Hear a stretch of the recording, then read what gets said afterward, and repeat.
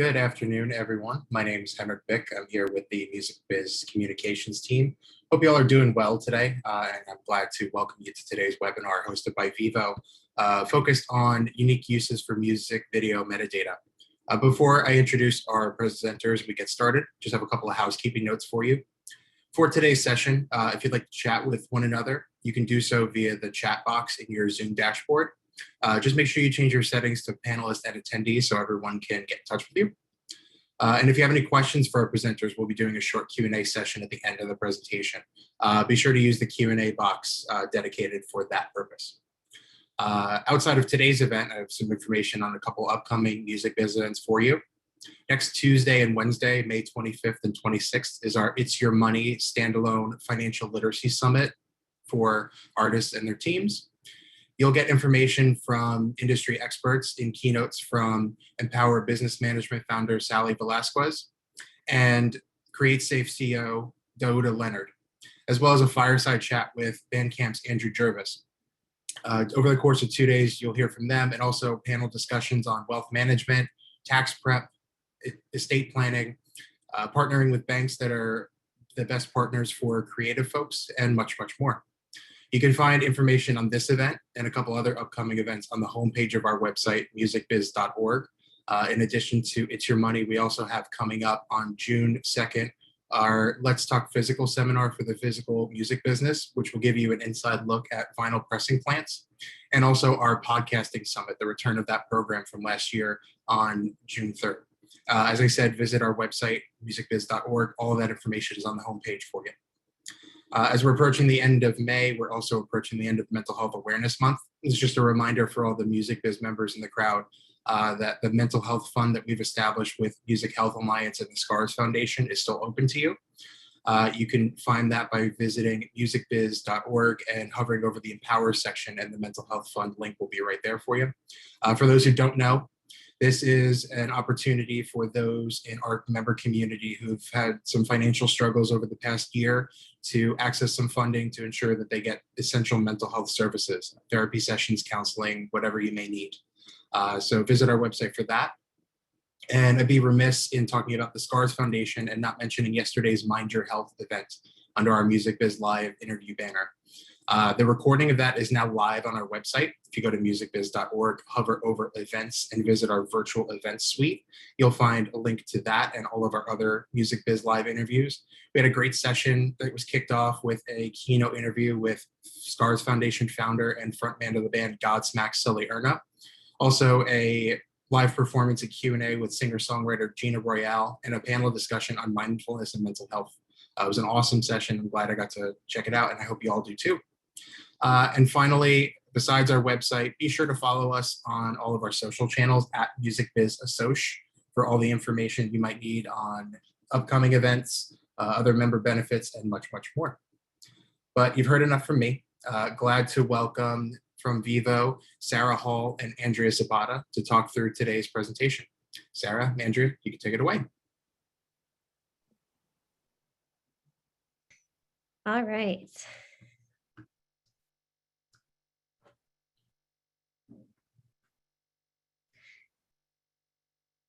Can everyone see my screen? All right, awesome.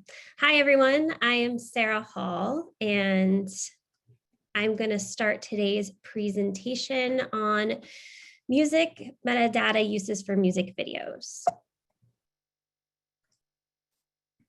And just as a quick refresh, Vevo was started as a joint venture between Sony Music Entertainment and Universal Music Group in 2009.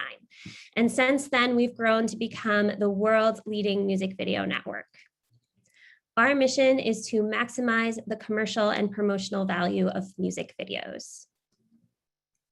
I lead Vevo's growth strategy and optimization team. We're a relatively new team here at Vevo. We were brought in-house towards the end of 2019, and we're dedicated to the growth and optimization of video content within Vevo's network. So basically, we analyze and communicate trends around music video consumption to artists, labels, and management teams that we work with. And there are a few areas we primarily focus on. The first is release and growth strategy. We make sure that labels and artists have the insights that they need to make the best decisions around the release of their content. We also conduct a lot of experimentation to further understand current trends. On the education front, we create tools and share studies with the teams we work with. And lastly, we help labels optimize their content and bring everything up to current best practices. And I'm going to hand it off to Andrea, who will take you through the ad sales team. Hi, everyone. Thanks, Sarah. My name is Andrea Zapata, and I lead our West Coast revenue generation along with multicultural and local sales. When it comes to unlocking value for advertisers, we are really bespoke and nimble in our direct sales organization here when it comes to monetizing music video, the audience and impressions that it delivers. A few examples of this is whether an artist puts out a huge premiere or any premiere, we look to make sure that we have the right partners to surround that and really take advantage of the large number of people tuning in to those large premieres.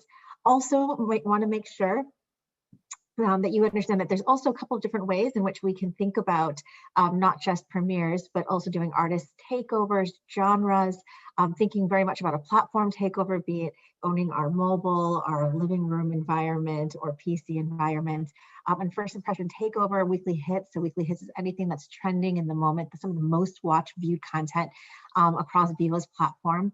And then also, yes, it's always important to surround the big and well-known artists, but also thinking about those up-and-coming rising artists, those who are just breaking onto the scene and making sure that brands that are looking to capture and be part of that environment is important. Also, it's not just artists, it's also thinking about programmatic, multicultural, tapping into different types of audiences, and then thinking about how do we deliver at a global scale, national scale here in the US, at a regional, and then at the very geo-targeted zip code level. So lots of different ways in which the ad sales team goes to market with Vevo, and we'll talk a little bit later about how we monetize the use of metadata and how that enhances our experience in the marketplace. All right, so what is music metadata? Music metadata is the core information that's embedded into a music file, or in our case here at Vevo, a video file. And this information tells us the basics about a music video, everything from who the artist is, what's the title of the video, are there any featured artists, who is the label or content provider, what genre does it fall under, etc. And this is all the core information that we need from label partners in order to ingest video content into our systems. Music metadata plays many important roles throughout the industry, everything from making sure that the right people are getting paid and getting the credit that they need, to helping users find the content that they are looking for within their preferred streaming services. One thing is, historically, music metadata has been very messy, and for a long time, there were no clear standards on how this important information should be communicated. Messy metadata can lead to many issues. For us, it can make analysis work a lot more difficult, but also, as I mentioned in a previous slide, it can interfere with how viewers are finding the content they want to watch. Metadata is only at its most effective when everyone is defining it the same way. And this is where DDEX comes into play. DDEX is the Digital Data Exchange, and it's an organization that has standardized the communication of digital music metadata industry-wide. So creating those more efficient processes that were needed. DDEX has also begun to focus on a new standard of data collection called MEAD, which stands for Media Enrichment and Description. And this includes categories such as related artists, biographical details, eras and times, historical charts, moods, tempos, subgenres, and a lot more. These additional details that MEAD has outlined allows for a whole new level of analysis and targeting that can help us create specific playlists or connected TV programming blocks. So if we were to use Billie Eilish as an example, we can dig deeper into her catalog and find new ways to categorize her content. So for example, we could use a combination of moods and subgenres and find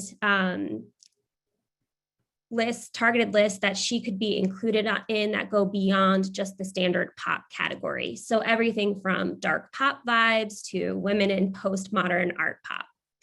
We can also group together videos based on historical data. So that can help us narrow down catalogs into lists like past Grammy winners. And we can also use a combination of metadata, like the length of a video, and data, percent of video viewed, and we can pull together lists of Vevo's most watched videos within our network.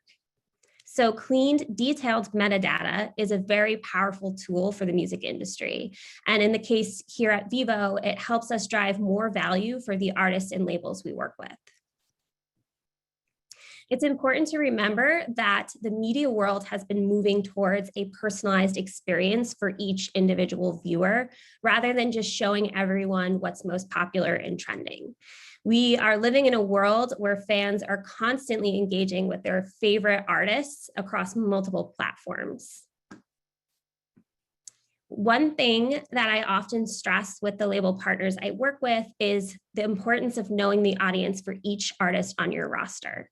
So if we can dig into what certain audiences resonate with the most, we can easily identify and move forward with the content within our catalog that best suits their tastes. So asking questions like, what is my audience watching? What are they not watching? How are they engaging with my content? What external factors are pointing into my content? And what is my audience asking for or creating with my songs? And this can really help labels and artists gauge what kind of content to create. Also, this knowledge coupled with metadata helps us build those personalized experiences for viewers. So Vevo uses metadata to segment and organize our vast catalog of video content, whether that's through programming content in our connected TV apps, advertising, royalty payments, or using analytics to help advise our label partners on audience trends. So let's get into a few examples of how we use metadata. So using a combination of basic provided metadata that I explained in the beginning of the presentation, along with our internal data and data from third parties, we can create our own set of metadata that's unique to us. Our data science team has then taken that set of data and built models so that we can slice our catalog into various segments that are personalized for different viewers. So if we wanted to pull a group of videos from the early 2000s that are heavily shared by 25 to 34-year-olds in the US, we can enter those parameters into these models and come up with a list of videos that fit that criteria. So when I ran through this in our model, I came up with a list of videos by the Yeah Yeah Yeahs, Say Anything, Jimmy Eat World, all songs that I probably listened to in the early 2000s and would definitely share with my friends for nostalgic purposes. When it comes to audio files, we are limited in the data that we can get from them, but visual files like music videos can open up many avenues of catalog segmentation. Currently, we have the technology to take each frame from a music video and pull out basic information like the size of the face, how many faces are in the frame, our eyes open or closed, our mouths open and closed, etc.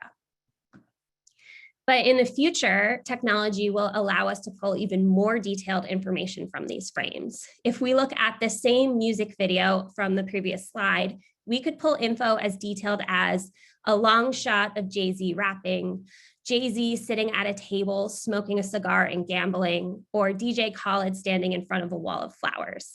And this type of information can help us ensure that our advertising is directed towards the most impactful audiences, or it can even help us pull lists of videos using a common visual cue.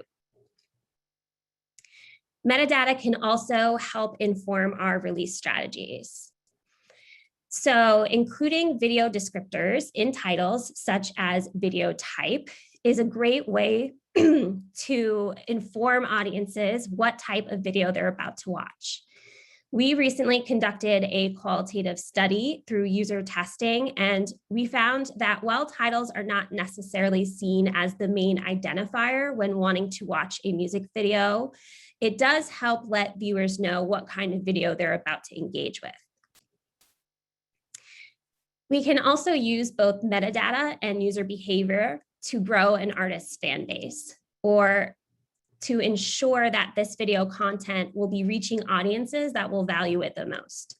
We can dig into videos that fans of an artist also enjoy and then focus our efforts on creating playlists or programming blocks around those audience trends.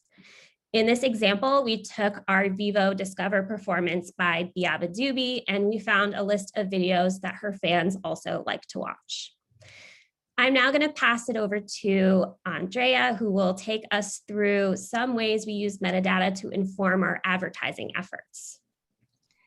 Thanks, Sarah. What I think is so exciting about how robust our metadata is now is it helps obviously with the user experience and a viewing experience, and allows us to create better products to help optimize and partner better with our brand partners. As a little background, I've actually been with Vevo for a year now, heading up revenue, but I was actually at Vevo between 2014 and 2017 as the head of data and research. And at that time, our metadata was indeed very messy, and our abilities to create products or targeting optimization at that time was incredibly limited. So now that we've actually have this robust practice in place, it's really awesome to be able to talk about it in the marketing and advertising community. Just so you guys know, the ad place is incredibly fragmented, and it can be put in a number of different buckets as to how we monetize and make sure that we have the best relationships with our advertisers. One of the biggest ways in which we've been able to grow our revenue here at Vevo over the years is by creating really strong partnerships with the agency holding companies. These are the OMGs and the Publicis of the world. Group M might be a little bit foreign to you as far as like what those mean, but they essentially represent and steward the budgets of large advertisers like T-Mobile and Apple, HBO Max, and Warner. In order for us to get meaningful budgets and grow our revenue year over year, it's important for them to, one, really consider the value of music video in the marketplace and with audiences, and making sure that they understand that the artists are very much leaned into making sure that Vevo is the official and steward of their music video. They actually lay down a lot of their money in the middle of May. When I say they control billions of dollars, it is billions upon billions that actually about 75% of it gets committed to us or NBCU, Hulu, ABC, and the like in the middle of May. There's a time period called the upfronts and the new fronts. And the upfronts is when actually the broadcast networks go into market and they display all of their recent programming and some of the trends that they're seeing across their platforms. And they basically say, why should you buy NBCU? We take part in the new fronts, which is where the digital publishers actually do a very similar thing where we talk about our new ad products or what it is that we're going to be doing in the next year and really make a case for our fair share of the budget. So we look to start negotiating those here in the next couple of months, but I will tell you that we've done such a great job in the last couple of years of building up our value that we have had brands maximize, the brand safety and the premium nature that music video just inherently brings to audiences.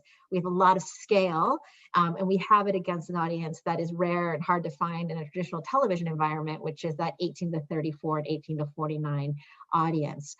Our major competition, while you might inherently think it's just Spotify or Pandora, we have the differentiating factor of bringing sight, sound, and motion. Music videos are just a completely different and compelling way in which for brands to meet their customers and their viewers. And so when it comes to sight, sound, and motion, we really believe that our competition, and not only our competition, but also how we're stacked and measured against are the Hulus, the Peacocks, the Fox, the CBS, the ABCs, those who have traditionally been in a linear environment. And the marketplace has really embraced the fact that we are a premium place in which to put their ad dollars. Ways in which the metadata, and I think that allows us to differentiate ourselves in the marketplace outside of having music videos and audience at scale, is our ability to create really custom and contextually ad targeting products for brands. This might get a little bit weedy, but in the next year, cookies are going away, which means that the ways in which brands have traditionally, especially in the digital world, have gone to target and optimize against particular customer sets is going to be much harder. In fact, it will go away.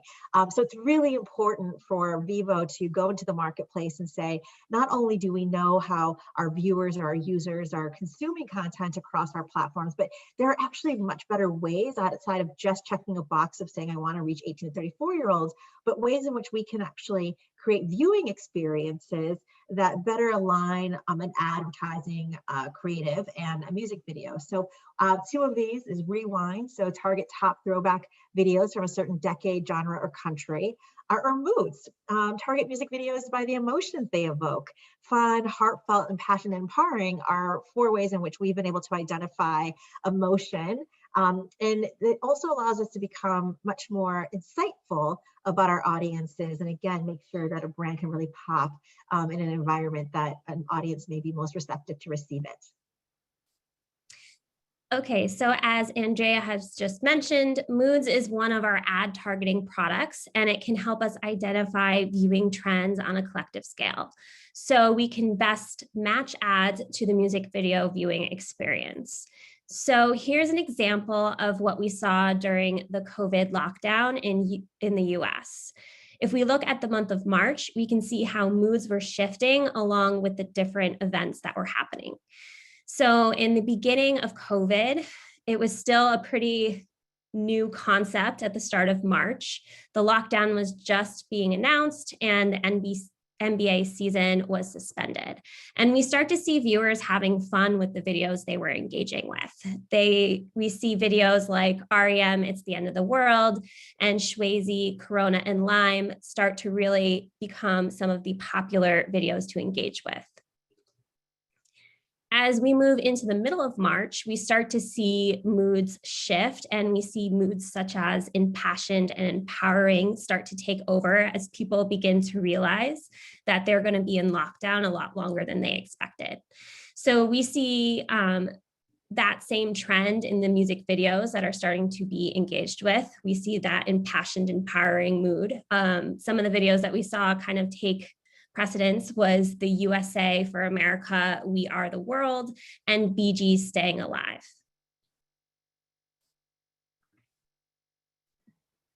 What the data also allows us to do is create much more smarter channels across our apps and environments. So for example, if we're going to create a Vevo Pop or a Vevo 80s, 90s channel, what we're able to do is not just create, music videos that just check a box for Vevo 80s. What we're able to do is create very specific moments. I call them day parting because I come from the land of television, but the ability to actually create a programming grid and a block that speaks to not just Vevo 80s, but looking at the best of Mariah Carey, the best of 1999 versus something else that might have been happening in the decade prior, and it allows us then to get to our programmer, or sorry, our brands, and say, not only can you surround Vevo Pop or Vevo 80s, but you can now also surround hair bands, right? And then the metadata that Sarah had gone through earlier,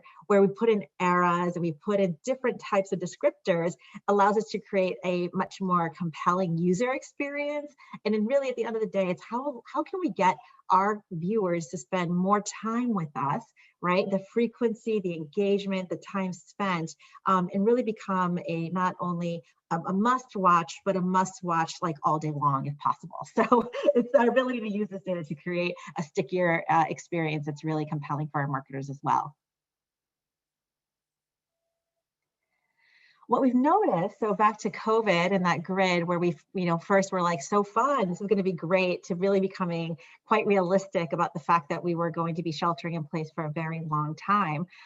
While there's definitely a lot of emotion evoked, there was a very real shift in behavior.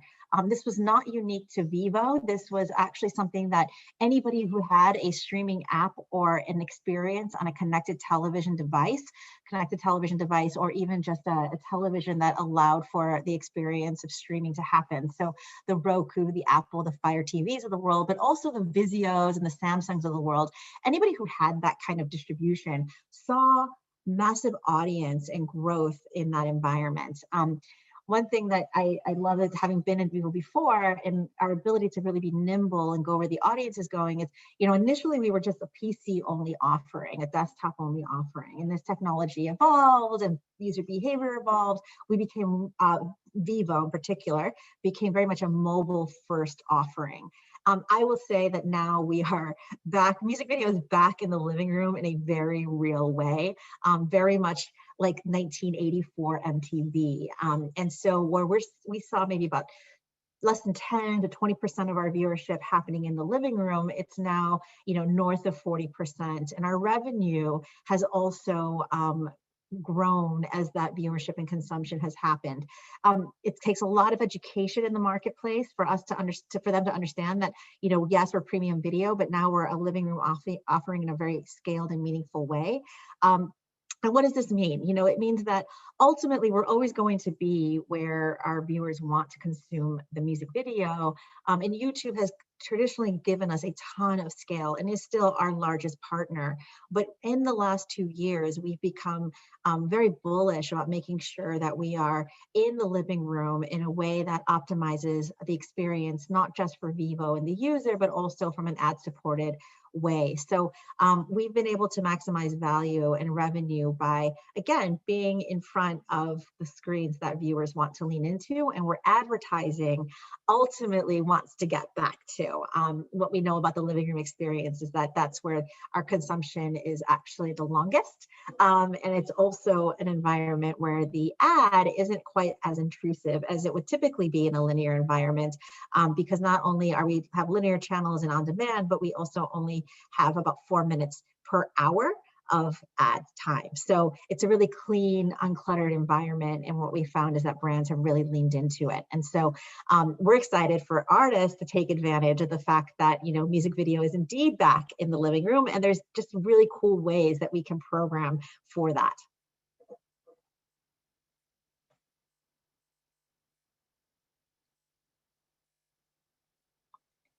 All right, I think we're going to go to a quick video, yes? All right.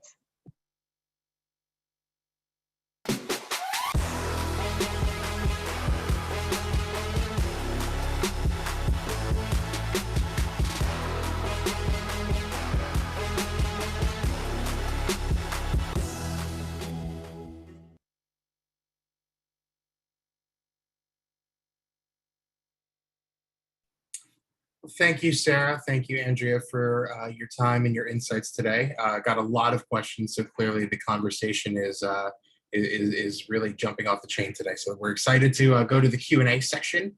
I have a couple in the Q&A box, but also some in the chat. So we'll work through these as best we can. And in case we don't get to your questions by the time we conclude, we will be sure to pass these along to the Vevo team for some answers for you. But first up, our question is, as a label owner, what's the best method to direct deliver assets to Vevo without going through a third party, so we can have better control on the metadata? So we have an ops team. So I think our contact information is going to be circulated. So feel free to shoot me an email and I can get you in contact with our Vevo ops team that can help onboard that. Next up, what is Vevo's ongoing value add to labels and distributors now that YouTube rolls up Vevo channels into official artist channels and has base standards for metadata and reporting? I mean, I think there's a lot of value add for delivering your content through Vevo. It shows on your artist channel, obviously, but we have a lot of people that are working here behind the scenes. I know on my side of things, you have access to our team, which is always there to answer any questions about release strategy and kind of help guide you through that whole thing. Any questions that you have about trends. My team also focuses on programming and all the original content that you see that comes through us. And then Andrea, I'm sure you could speak from the ads side as well. Yeah, I guess, when you go directly to Vevo, what's great is that our sales team, yes, there's a huge army of people at YouTube who are helping to monetize as well. But really the music video that you upload ends up going into a number, like a pool from which advertisers are able to actually monetize against and partner with. It's not necessarily going to be just the artist, and it's not necessarily even going to be a music genre. It just says music, and it gets really slotted into whatever happens to be trending on YouTube at the moment. What's great is when you come directly to Vevo, again, just like Sarah is able to really work on strategy and release, what we're doing is we're being really smart about how we engage our brands directly in a much more nimble and bespoke fashion that says, hey, listen, don't just think about going into music, but there's such a number of different ways in which you can think about partnering with an artist or a music video and surrounding that moment that is not going to put you next to just anything that's happening to trend on YouTube at the time. So hopefully that helps answer your question, but it's much more of a direct relationship that allows us to just be smarter as to how we not only grow trends and views, but also how we think about monetization. All right, next question. Do Vevo's metadata analysis and AI tools work the same on both animations and on live action music videos? Yeah, it would work the same on all of the videos within our catalog. So they're definitely still developing, and there's a lot of future technology that we can get into, especially like I was talking to on the visual front. But yes, ideally it would work on anything that's delivered through the Vevo catalog. Next up, have you noticed any material difference in watch time between standard definition and high def videos on TVs? On TVs, I mean, Andrea, do you? No, I mean, because I don't know, I don't have the answer. We can definitely follow up for you on that. Definitely. What's so fascinating to me is how much is actually being spent on linear versus like a VOD. And whenever I think of SD versus HD, I think about like 10, 15 years ago when people were like, I have an HD television set, but I'm still watching everything in standard. I don't have an answer, but we can definitely follow up. Great. Next up, is Vevo able to receive custom thumbnails that include version title via supply chain? We can. That's something that my team works on directly. So when you deliver through Vevo, you're not just stuck with picking a frame from the video. We can upload a custom thumbnail that either you create, or we can actually go through your video frame by frame, find some thumbnails that we feel might be a compelling option. We're able to zoom and crop them and brighten them. And then we're able to send them over to label partners and management teams for review. And based off of what they pick, we can then implement anything that they'd like. We always recommend it is a frame from the music video, as not to like mislead anybody, so they know what type of video that they're engaging with, but that is definitely a service that we offer. All right, next question. Do artists have any input as to what ads are matched with their videos? Yes, they most certainly do. And Sarah, you can probably even answer this. I know that every single time a premiere comes out or an artist has very specific desires as to like what brands they're actually already associated with, and then what brands or ads or categories simply can't go around a certain video or artist. So I know that there's a lot of ways in which we are very protective, and we want to make sure that we are putting the brands with the artists in a way that actually complements them or fits into what it is that they're doing already in market. Yeah, that's exactly right. We work very closely with reps at all the labels that we work with, and we get all that information and we communicate that on a daily basis with the ad sales team at Vevo.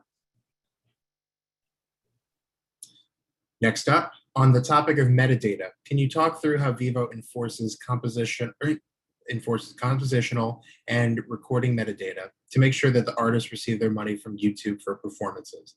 Are there metadata requirements for that of any kind? We definitely use metadata for royalty payments. I'm not on the royalty payment side of things, but feel free to reach out to us and we can get the answers for you for sure. Back on the topic of YouTube, what's the difference between having a Vevo profile and a YouTube profile? So our Vevo channels roll up into the original artist channels. So there is not a difference when you're an artist and you're delivering through Vevo. That stuff will show on your OAC.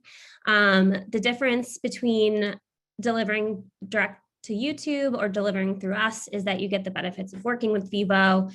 Again, we're always here to help with release strategies. You get the whole ad sales side of things. And we do have higher CPMs and all that jazz. So there are a lot of benefits of working with us. And we also do a lot of social promotions and all that kind of stuff. So there's a lot of benefits. You have a whole team that's working to help promote your music video content. Next up is a question about personalized suggestions. Does Vevo utilize technology similar to Spotify's audio features that analyzes sound and decides if it's happy or not, danceable or not, etc.? Or is this done through metadata input? So I believe currently we use a lot of lyric stuff. We do analysis of lyrics and moods and all that kind of stuff. And we're working towards bringing in the sound component as well to match with moods. On the monetization side, does a video delivered through Vevo monetize at the same rate as a YouTube CMS? No. All right, up next, how do YouTube premieres affect Vevo's ad team efforts? YouTube premieres. Go ahead, Sarah. Were you going to say something? Oh, how does it impact the premieres, the YouTube premieres? Is that the question? I believe so, yes. Well, we do sell our premieres. I know Andrea can talk at length about that for sure. Well, I was just going to say, I mean, if it goes directly to YouTube and bypasses Vevo, it's not going to get monetized at the same rate and value. And we are, to Sarah's point, I think when you say things like more bespoke, right? When you say direct, when you say things like trying to be more nimble, it means that there's a price differentiator there, right? And so making sure that you come direct to Vevo means that, you know, we always joke here for the sales organization, we know that when we walk in the room, we're the most expensive. Like we're more expensive than Hulu because we believe that our music videos are really valuable. That we're going to get the same amount of revenue as Hulu, but just know that we are looking to make sure that we can maximize as much value as we possibly can out of the beautiful content that is music video. So yes, absolutely, coming to Vevo will put a premium basically on how we'll monetize the content. We have a couple questions that are fairly similar, so I'll wrap them together. For the pandemic trends graphs, how were the moods for those music videos determined? Was this done through machine learning or another way? Yes, definitely through machine learning and analysis of lyric content. And from there, we were able to chart out what types of videos were trending for what reasons. As I had mentioned before, we're working into further expanding all of our tools. It's something that we talk about on a daily basis. So we will have some even more technology to analyze content and then further categorize it. Okay, next up, any advice for a label that is excited to get into DDEX and looking for a simplified spreadsheet onboarding process to get data ready for DDEX compatibility? I mean, I know our ops team is amazing and they're very good at helping labels, onboarding them, getting content through and making sure everything is running properly. So they do definitely make that experience a lot easier. Again, if anyone is interested in that sort of thing, please reach out to us and we'll get you in contact with the right people to have those conversations. All right, next question. Does Vevo accept DDEX feeds, or is Vevo leveraging metadata received from labels to send DDEX to their partners? And the follow-up is, have Vevo upgraded their current DDEX feed to meet standard? I am actually not 100% sure of all the specifics around DDEX and ingestion. Again, our operations team is awesome and they are living this day in and day out. So they know all this like specifics when it comes to what types of information is being ingested and exactly how. So we can definitely get you those answers. Next up, during the presentation, you mentioned the use of cookies ending. Can you speak more to that? Is there a global update or is this something specific to Vevo?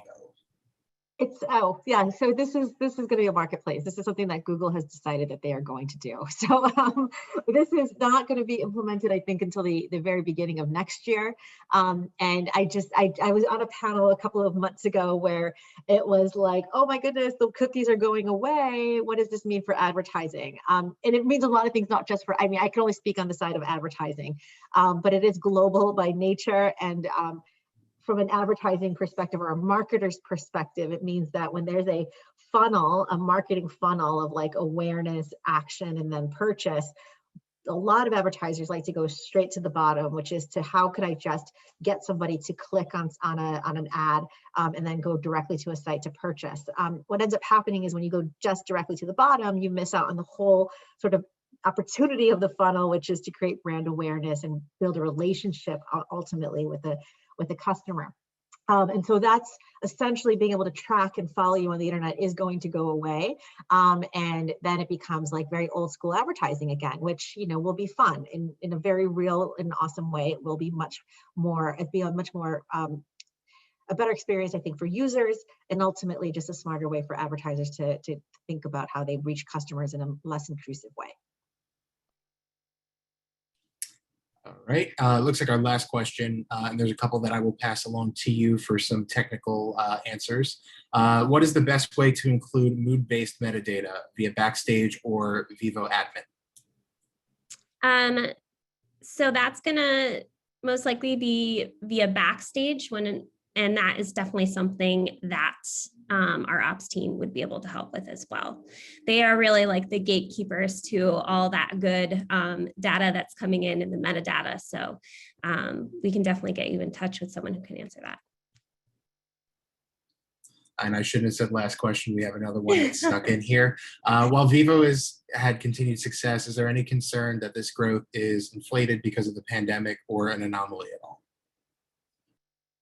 Yeah, so I will say, I mean, one of the things that's a great question. Full stop, it's a great question. I was at Comcast actually when the pandemic first happened, and we did see, because we had first party user data from our set top box, we saw viewership for like traditional old school linear television go up. And then we promptly saw it go back to its normal, sort of like non-existent nature. Here at Vevo, what we've seen, and I've got friends at Hulu who are also seeing very similar things, but it's almost like the consumption habits, like while they came to sort of visit and discover, they're now staying. And not only are they staying, you know, and like they're spending more time with us.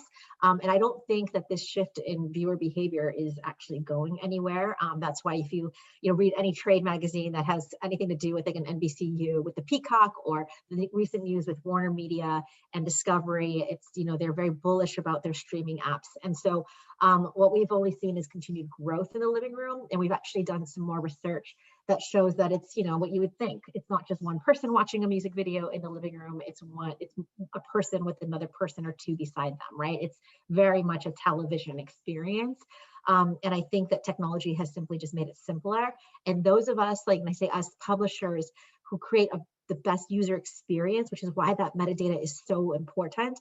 That means that the viewer who comes once will continue to stay, and then become a really just a long-term viewer, and it'll become part of the habit. So we're really excited about what we've seen is not just a moment in time, but really an ongoing trend that we think isn't going away anytime soon.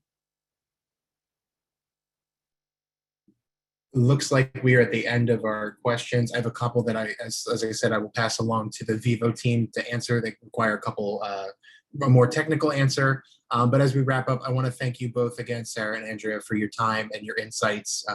Really exciting session, lots of great information. And I want to thank you all for attending today. And for those who had asked about viewing this again, feel free to visit Music Biz's website. There's going to be a recording of this posted within a day or so for you to watch. Thank you again, Vevo, for being here, and thank you all for attending today. Hope you all have a great day. Thank you.